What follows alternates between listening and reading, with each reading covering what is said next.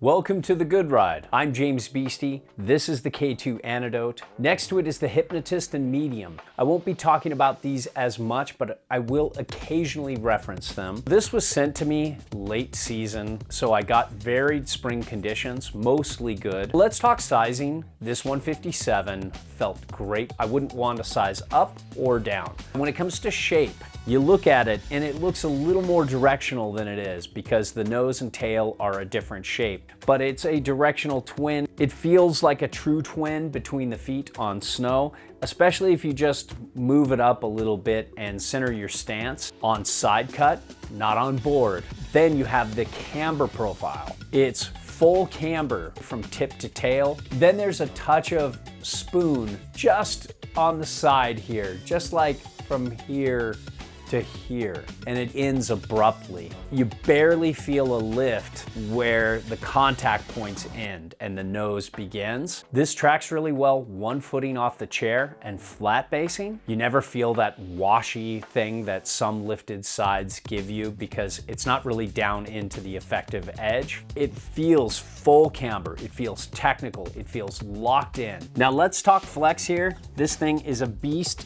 It is medium stiff. There's a little more give in the nose and at the tip of the tail, but as you get here, it's just stiff and you really feel this stiffness between the feet on snow. It feels much stiffer than it looks with me flexing here. This Antidote is a shit ton of work to butter. It's very difficult. I can't get to that soft part in the tip and tail when I was trying to butter. But one cool thing is you don't feel the lifted sides really wash you out of a butter like some lifted sides do. Getting this thing to ollie was a lot of work. If you are a strong rider, this thing's gonna spring. But if you're an average rider like myself, you'll find that this is a lot of work to get to pop and it can exhaust you over the course of a day. They all feel very damp. That's a K2 trait. So if you see a lot of uneven terrain, hard micro bumpy snow, soft, wet, uneven snow, this is a champion.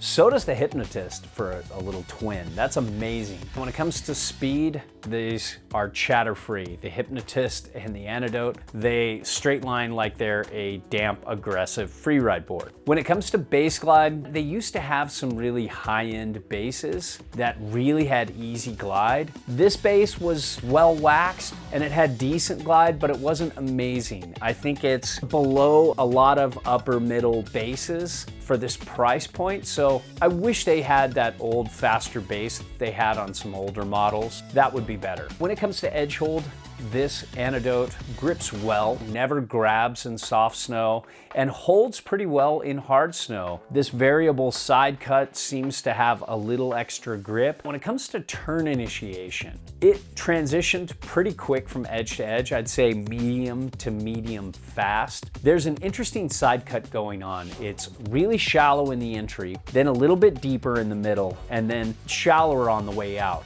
It likes speed, you can point it, but then when you engage that edge and you really lean into the turn, this is a pretty balanced overall turning experience. I would say maybe it leans a touch on the straight line side, but overall, it's very good. If you like to bomb, but you also want to carve, getting this thing to spring out of a turn, it took a lot of work for me and it made me tired. I really had to push this. But again, I'm not a ripper. I'm just an average rider who loves to snowboard. I didn't get any powder. That's just what happens late spring. If you were to set this full camber beast back all the way for a powder day at a 21.75 inch stance width, you could get negative 2.25 inches back from center of board. That's pretty good for an all mountain board. But as it stands, this is full camber. You're not really gonna get a lot of directional float. These lifted sides aren't really gonna help too much with float.